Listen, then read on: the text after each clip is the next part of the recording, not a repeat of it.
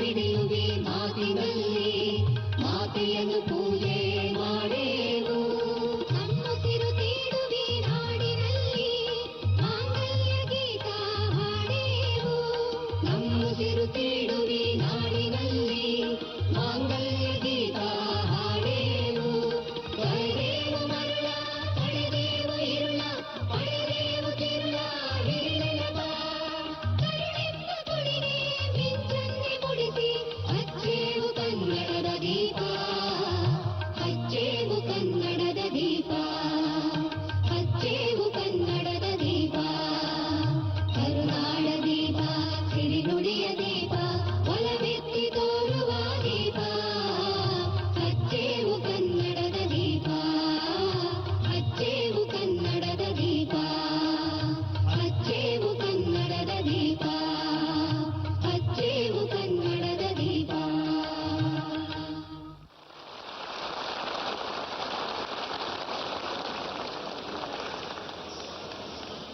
5.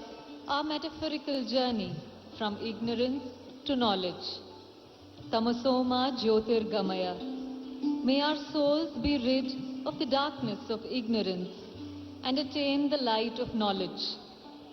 Interpreting this on stage are the artists of Sri Ramanataka Niketan with Deepa Tarangini, an exquisite item performed on inverted mud pots while holding candles.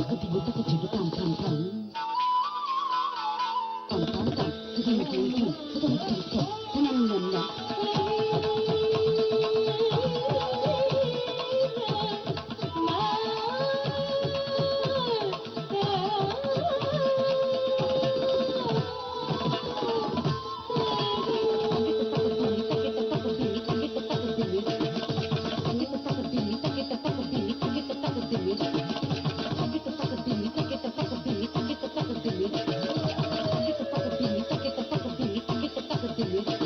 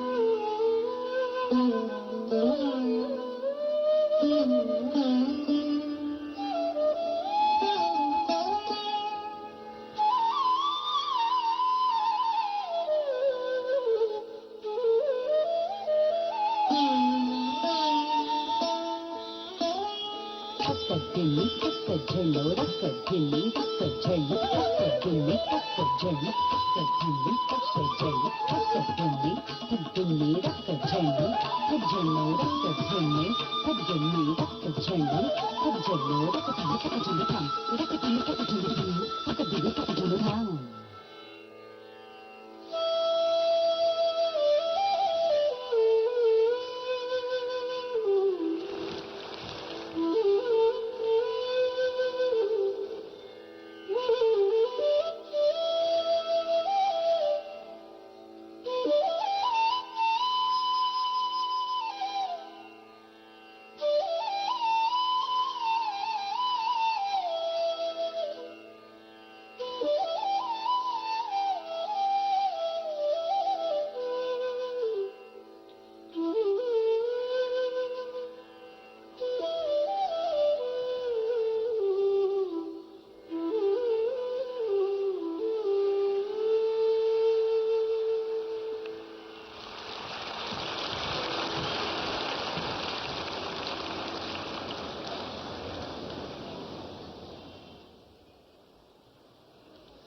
ಹೃನ್ಮನ ತಣಿಸಿದ ಮೈ ನವಿರೇಳಿಸುವ ನೃತ್ಯ ಪ್ರದರ್ಶನವನ್ನು ನೀಡಿದಂತಹ ಎಲ್ಲ ನೃತ್ಯ ಕಲಾವಿದರಿಗೂ ಮತ್ತೊಮ್ಮೆ ನಮ್ಮ ನಿಮ್ಮೆಲ್ಲರ ಮೆಚ್ಚುಗೆಯ ಕರತಾಡನ.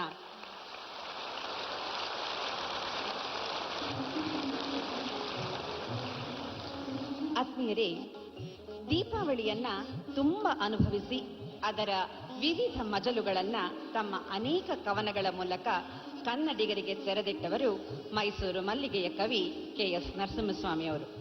ಅವರ ಕವನ ಸಂಕಲನಗಳಾದಂತಹ ದೀಪ ಸಾಲಿನ ನಡುವೆ, ಎದೆ ತುಂಬ ನಕ್ಷತ್ರ, ದೀಪದ ಮಲ್ಲಿ ಎಲ್ಲವೂ ಬೆಳಕು ಹಾಗೂ ಕವಿಯ ನಡುವಿನ ಸುಮಧುರ ಸಂಬಂಧವನ್ನ ತೋರುತ್ತದೆ.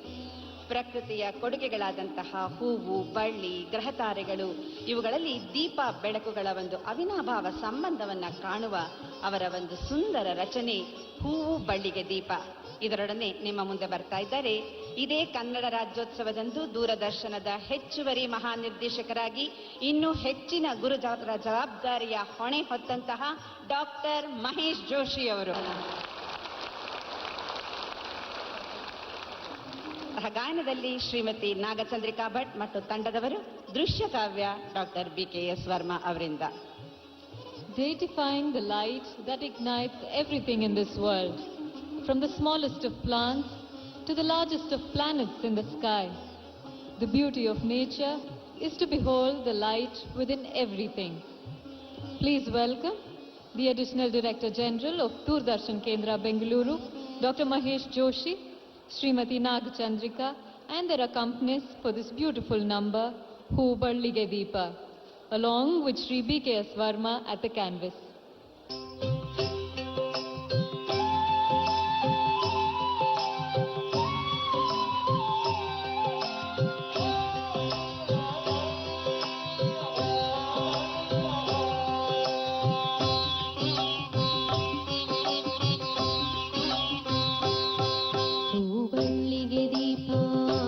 ಹಸಿರು ಬಯಲಿಗೆ ದೀಪ, ಹುಲಿಯ ಕಣ್ಣಿನ ದೀಪ, ಕಾಡಿನಲ್ಲಿ ಹೂಬಳ್ಳಿಗೆ ದೀಪ, ಹಸಿರು ಬಯಲಿಗೆ ದೀಪ, ಹುಲಿಯ ಕಣ್ಣಿನ ದೀಪ, ಕಾಡಿನಲ್ಲಿ ಮುತ್ತು ಕಡಲಿಗೆ ದೀಪ, ಹಕ್ಕು ಗಾಳಿಗೆ ದೀಪ, ಮುತ್ತು ಕಡಲಿಗೆ ದೀಪ, ಹಕ್ಕು ಗಾಳಿಗೆ ದೀಪ, ಗ್ರಹ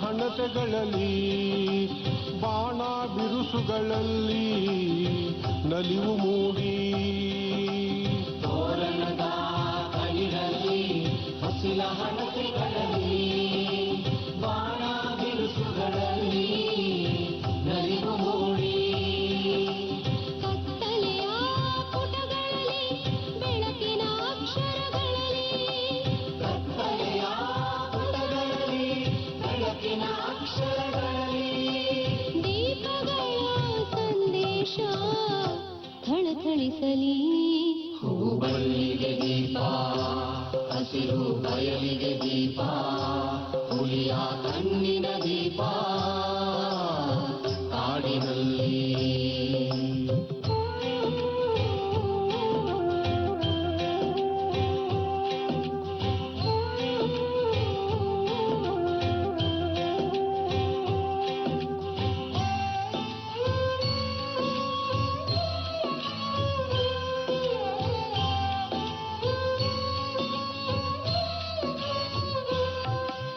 ಬೆಳಕಿನ ಅಸ್ತಿತ್ವವನೇ ಅಣಕಿಸುವ ಕತ್ತಲಿಗೆ ತಕ್ಕ ಉತ್ತರವಲ್ಲಿ ಕೇಳಿ ಬರಲಿ ಬೆಳಕಿನ ಅಸ್ತಿತ್ವವನೇ ಅಣಗಿಸುವ ಕತ್ತಲೆಗೆ ತಕ್ಕ ಉತ್ತರವಲ್ಲಿ ಕೇಳಿ ಬರಲಿ ದೀಪಾವಳಿಯ ಜ್ಯೋತಿ ಅಭಯ ಹಸ್ತವಾನೆತ್ತಿ ದೀಪಾವಳಿಯ ಜ್ಯೋತಿ ಅಭಯ ಹಸ್ತವಾನಿತ್ತಿ ಎಲ್ಲರಿಗೆ ಎಲ್ಲಕ್ಕೆ ಶುಭ ಕೋರಲಿ ಹೂಬಳ್ಳಿಗೆ ದೀಪ ಹಸಿರು ಬಯಲಿಗೆ ದೀಪ ಹುಲಿಯ ಕಣ್ಣಿನ ದೀಪ ಕಾಡಿನಲ್ಲಿ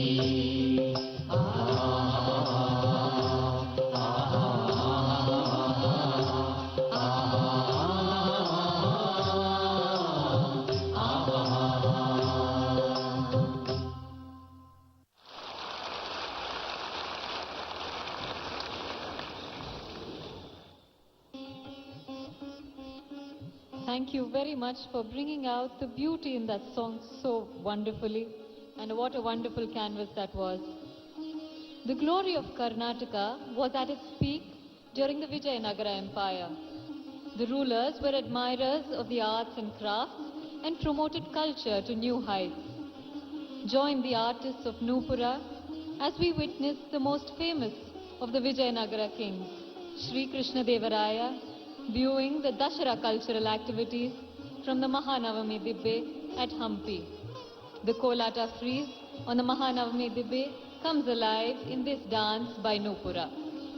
ಕರ್ನಾಟಕ ರಾಜ್ಯ ಚರಿತ್ರೆಯಲ್ಲಿ ಸುವರ್ಣಾಕ್ಷರಗಳಲ್ಲಿ ಬರೆದಿಡಬೇಕಾದ ವಿಜಯನಗರ ಸಾಮ್ರಾಜ್ಯ ವೈಭವ ಇದೀಗ ನಿಮ್ಮ ಮುಂದೆ ಜನಪದೀಯ ಪ್ರಕಾರವಾದ ಕೋಲಾಟದ ರೂಪದಲ್ಲಿ.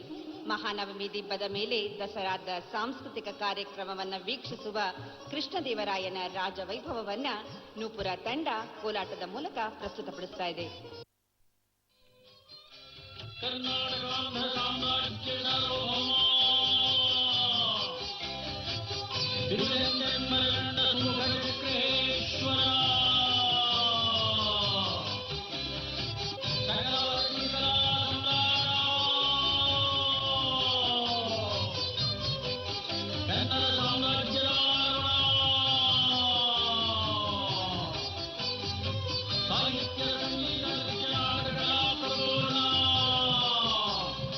ಸಾರ್ವಭೌಮ Shri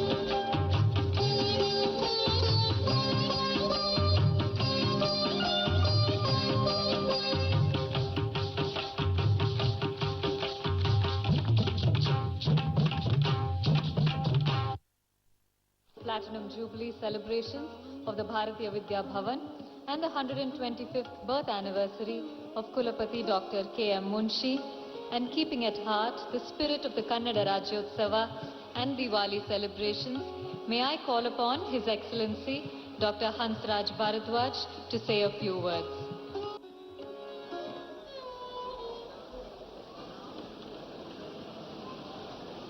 Honorable Justice Dr. M.N. Venkatachalaya ji, former Chief Justice of India, Honorable Justice Sridhar Rao, Honorable Justice Nagaratnama, Dr. Sudha Murthy, Swami Harshanand ji, Sri Ramanuja, Sri Mahesh Joshi, and my dear friend Sri Raghavan, distinguished invitees and friends. I have known Dr. K. Munshi as a member of the legal profession, and I had the privilege to work in few cases with him when he briefly practiced in the court. So far as Vidya Bhavan is concerned, we are very happy that they are celebrating Platinum Jubilee. This institution was established by him, and when it was established, many people criticized him, Dr. K. M. Munshi, particularly because he was in politics.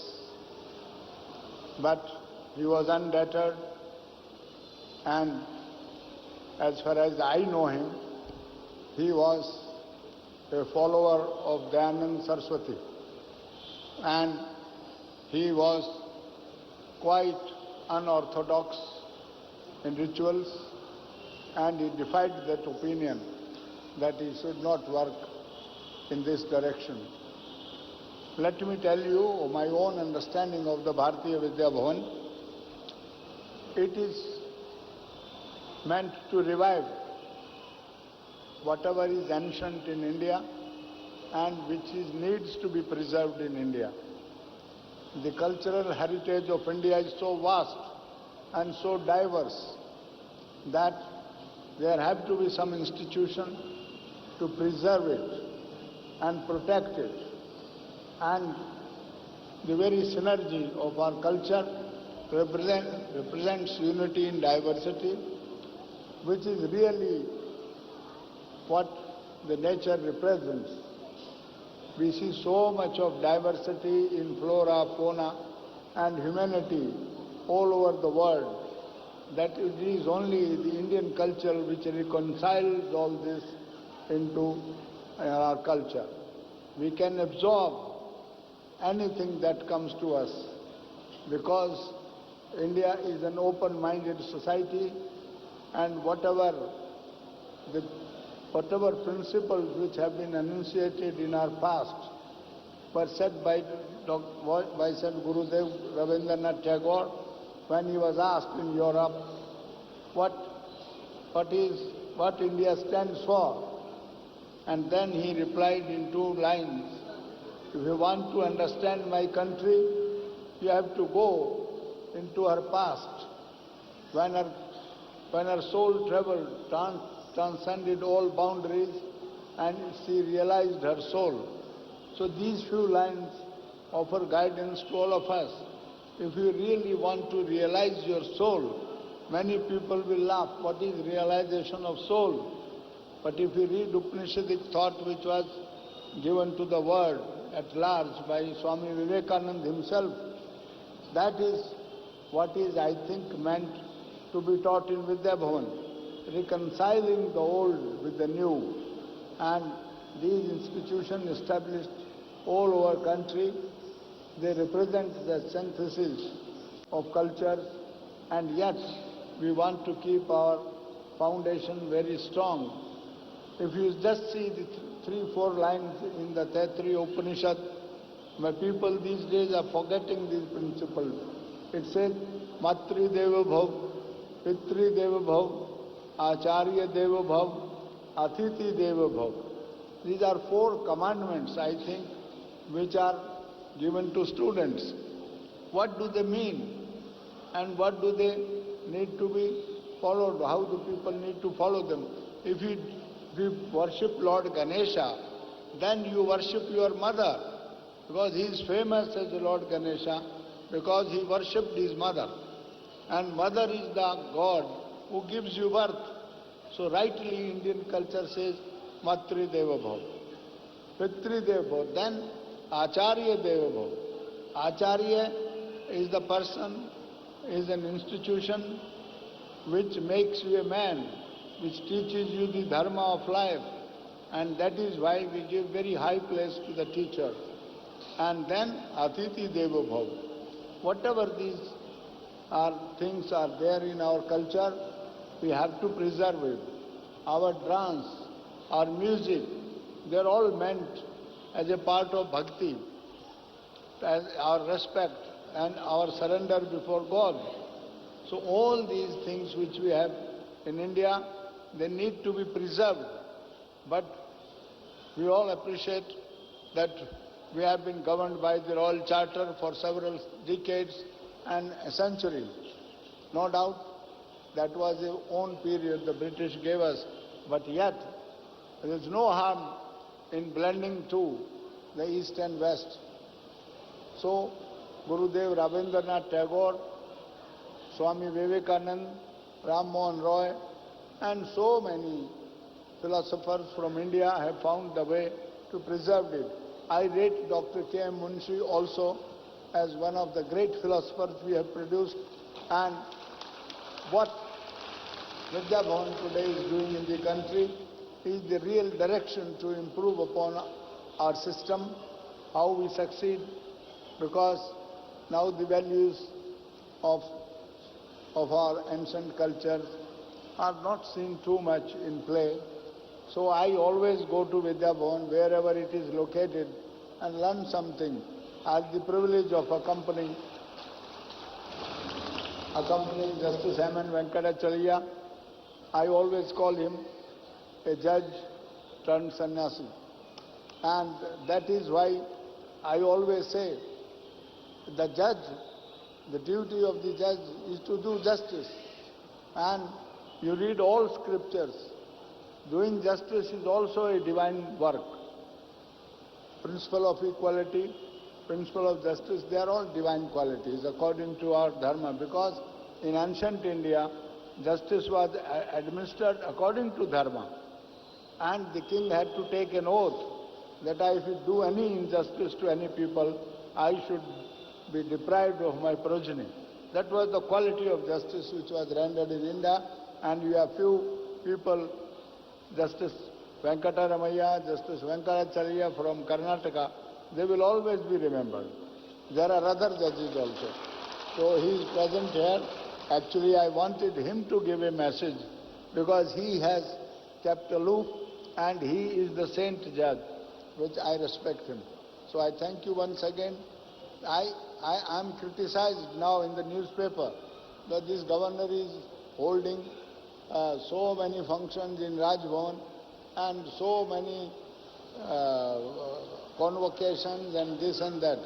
Let me tell you at the outset, we are running a democracy. And in democracy, whatever Gandhiji and our founding father, Nehru, Patel and all these people, they promised that we will serve the people of India. And I have taken an oath. My oath as a governor, oath as a governor compels me that whatever I took oath is to serve the people of Karnataka. So this is a property of the people of Karnataka, not my ancestral property. And if there are handicapped persons, there are people over 90 plus and over 100 plus, they have to take an honorary doctorate, and if they want that they cannot travel, if you can do this in Raj Bhavan, should I deny that access to them? I welcome that and I am always ready to do it. And yesterday Nobel laureate travelled from California he was above 90. And then I asked him, he is one of the famous professor, Nobel laureate. I asked him, what brought to India? What brought you to India at this age? He said, I am fascinated by the culture of India. So he came only not to receive a doctorate, but by the culture of India. And I know it that he meant it. And that is why we said, we are privileged to have you in India, and we are privileged to welcome you, and that is why these departures have to be made. Our President has declared no excellencies henceforth. I also want that we should not use excellencies. We can always call whatever Shriman or whatever we call ourselves. So this can happen when we meet too often and understand each other. So Vidya Bhavan affords that opportunity. When I asked Dr. K. M. Munshi, assisting him in famous D.S. Grewal IPS officer's case, I said, sir, why do you have to go to court? You have been a governor, you have been a minister and all that. He said, no, Mr. Bhardwaj, I am a Karam Yogi. I have to earn for my institution. And that is where I feel that he is the man who is to be emulated. And today this audience shows how much people have interest in Bharatiya Vidya Bhavan. I thank you. Jai Hind.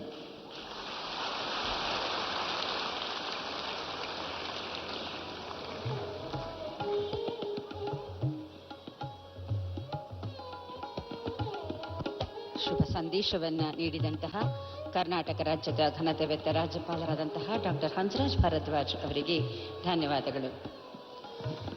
ಆಂಗ್ಲ ಕವಿ John Henry ನ್ಯೂಮನ್ನ lead kindly light ಅನ್ನೋ ಕನ್ನಡದ ಒಂದು ನವೋದಯ ಕಾವ್ಯ ಪ್ರವರ್ತಕ, ಕನ್ನಡದ Kanva professor BM. ಶ್ರೀಕಂಠಯ್ಯನವರು ಕರುಣಾಳು ಬಾ ಬೆಳಕಿ ಮುಸುಕಿದಿ ಮಬ್ಬಿನಲ್ಲಿ ಕೈ ಹಿಡಿದು ನಡೆಸನ್ನನು ಎಂದು ಹೇಳಿ ಸುಂದರವಾಗಿ ಭಾವಾನುವಾದ ಮಾಡಿದ್ದಾರೆ.